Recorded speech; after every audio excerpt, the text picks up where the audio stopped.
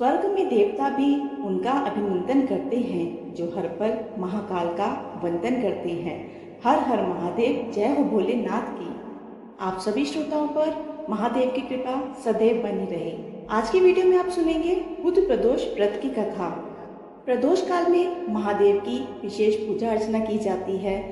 इसी के साथ भगवान शिव की विशेष कृपा पाने के लिए आज के दिन प्रदोष व्रत की कथा पढ़नी या सुननी चाहिए।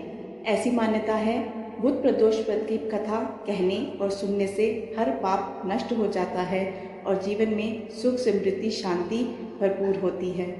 बुध प्रदोष व्रत की पूजा प्रदोष काल में की जाती है और पूजा के बाद ही भोजन ग्रहण किया जाता है या फिर फलाहार ग्रहण किया जाता है। इस दिन हरे रंग के कपड़े पहनना और हरी चीज़ों का सेवन करना शुभ माना जाता है। सुबह उठकर नित्य क्रम से निर्मित होकर विधि विधान के साथ भोलेनाथ की पूजा करनी चाहिए। पौराणिक कथा के अनुसार एक पुरुष की नई नई शादी हुई थी। वह गोने के बाद दूसरी बार अपनी पत्नी को लिवाने के लिए अपनी ससुराल पहुंचा और वहां जाकर अपनी सास से कहा, सासू माँ कि अब आप अपनी बेटी को विदा कर दीजिए। मैं बुधवार के दिन अपनी पत्नी को लेकर अपने नगर को चला जाऊंगा। उसकी ऐसी बात सुनकर उसके सास ससुर, साले सालियाँ सबने उसको समझाने की बहुत कोशिश करी कि बुधवार के दिन पत्नी को विदा करा कर ले जाना शुभ नहीं माना जाता। लेकिन वह पुरुष अपनी जिद से टस से मस नहीं हुआ। वह तो इस बात पे ही अड़ा था कि वह बुधवार को ही अपनी पत्नी को अपने घर ले जाएगा। विवश होकर सबको उसकी बात माननी ही पड़ी। सास ससुर ने बड़े भारी मन से अपनी पुत्री और जामाता को विदा किया। पति पत्नी बैलगाड़ी से चले जा रहे थे। एक नगर के बाहर निकलते ही पत्नी को प्यास लगने लगी तो पति लोटा लेकर पत्नी के लिए पानी लेने चला गया। जब वह पानी लेकर लौटा तो उसने देखा कि उसकी पत्नी हंस हंस कर किसी और पुरुष से बातें कर रही है और वो पुरुष उसके जैसा ही दिखता है। यह देखकर उसके क्रोध और आश्चर्य की सीमा ही न रही। वह क्रोध में आग बबूला होकर उस आदमी से झगड़ा करने लगा, मगर यह देखकर आश्चर्य की सीमा ही न रही कि उस पुरुष की शक्ल उस आदमी से हूबहू मिलती थी। हमशक्ल आदमियों को झगड़ते हुए जब काफी देर हो गई तो वहां आने जाने वालों की भीड़ इकट्ठी होने लगी। वहां सिपाही भी आ गया। सिपाही ने स्त्री से पूछा कि इन दोनों में से कौन सा आदमी तुम्हारा पति है? तो वह बेचारी असमंजस में पड़ गई क्योंकि दोनों की शक्ल एक दूसरे से बिल्कुल मिलती थी। वो पहचान ही नहीं पाई कि मेरा पति इनमें से कौन है। बीच रास्ते में अपनी पत्नी को इस तरह देखकर उस पुरुष की आंख भर आई। वह शंकर भगवान से मन ही मन प्रार्थना करने लगा कि हे भगवान, आप मेरी पत्नी की रक्षा कीजिए। मुझसे बड़ी भूल हुई जो मैं बुधवार को पत्नी को विदा करा लाया। भविष्य में ऐसा अपराध कभी नहीं करूंगा प्रभु, मुझे क्षमा कर दीजिए। उसकी वह प्रार्थना जैसे ही पूरी हुई वह दूसरा पुरुष अंतर ध्यान हो गया और वह पुरुष सकुशल अपनी पत्नी के साथ अपने घर पहुंच गया।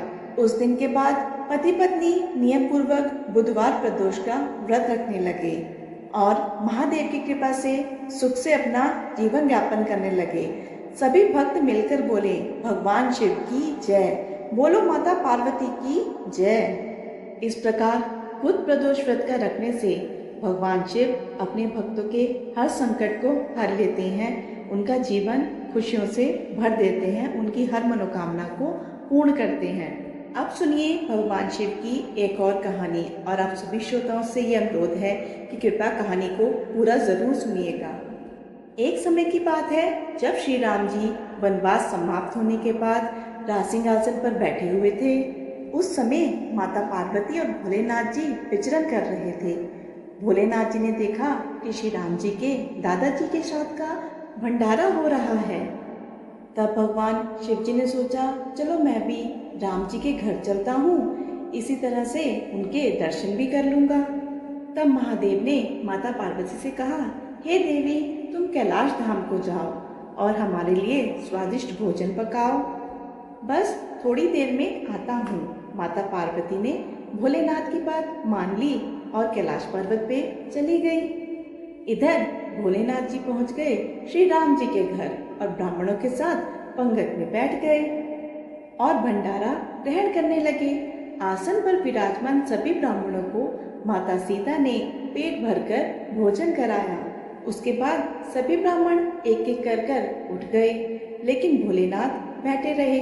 भोलेनाथ भी भंडारे में ब्राह्मण का रूप धर कर गए थे।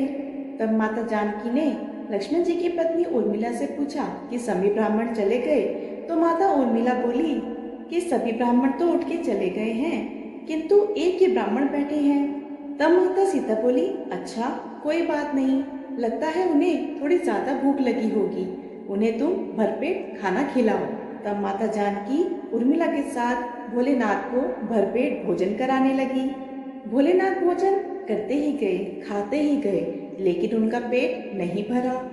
उनकी भूख शांत ही नहीं हुई और वे भोजन करते ही चले गए। माता जानकी की रसोई का सारा सामान समाप्त हो गया, लेकिन भोलेनाथ तो उठे ही नहीं।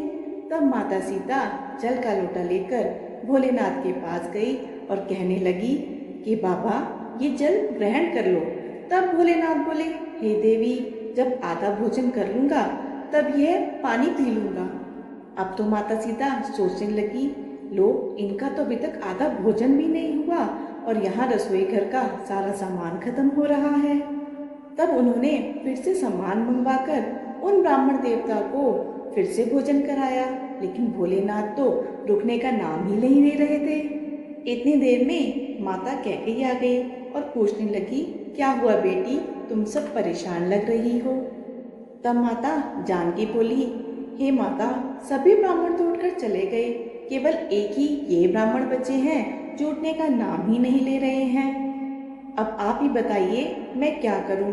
तब माता कैकेयी ने फिर से सम्मान मंगवाया और इतने में भोलेनाथ ने आवाज लगाई, लेते आओ, बहुत जोर से भूख लगी है।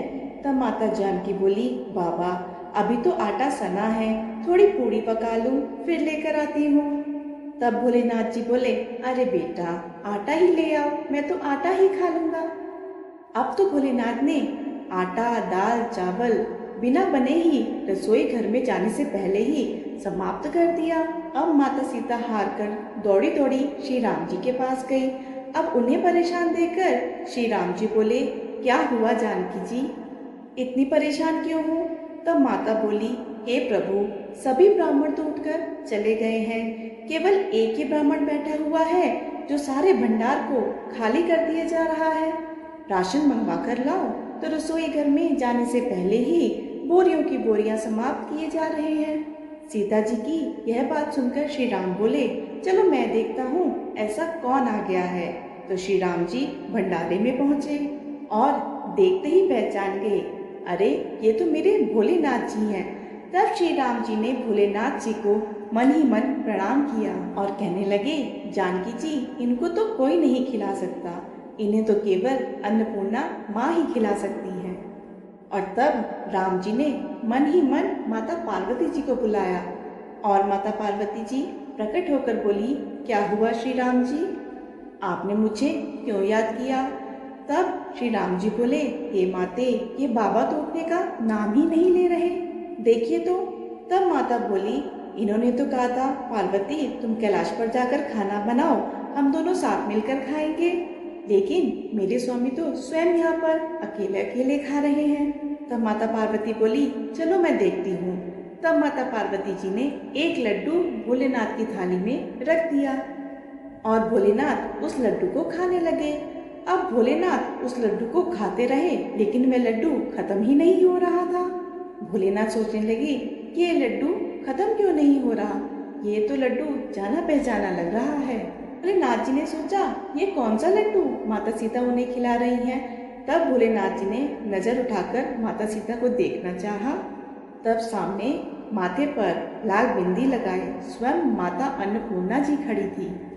माता बोली, और कितने लड्डू रख दूं? माता पार्वती को सामने देखकर भोलेनाथ बोले, बस हो गया, पेट भर गया है। भोलेनाथ जी अब उठ गए। अब उनका पेट वास्तव में भर चुका था। भोलेनाथ जी जब भोजन कर उठ गए तब श्री राम जी ने माता सीता सहित भोलेनाथ और माता पार्वती का बहुत बहुत आदर सत्कार किया और भगवान भोलेनाथ ने प्रसन्न होकर माता जानकी को अखंड सौभाग्यवती होने का आशीर्वाद दिया। फिर भगवान शिव देवी पार्वती सहित अंतर ध्यान हो गए। प्रेम से बोलिए भगवान शिव की जय, माता पार्वती की जय, सियापति श्री रामचंद्र जी की जय। तो ये थी आज की वीडियो। आशा है आपको ये वीडियो पसंद आई होगी। आपसे अनुरोध है, अगर आपको ये कथाएं पसंद आई हो तो कथाओं को लाइक ज़रूर कीजिएगा और ऐसी और कथाएं सुनने के लिए चैनल को सब्सक्राइब ज़रूर कीजिएगा। धन्यवाद।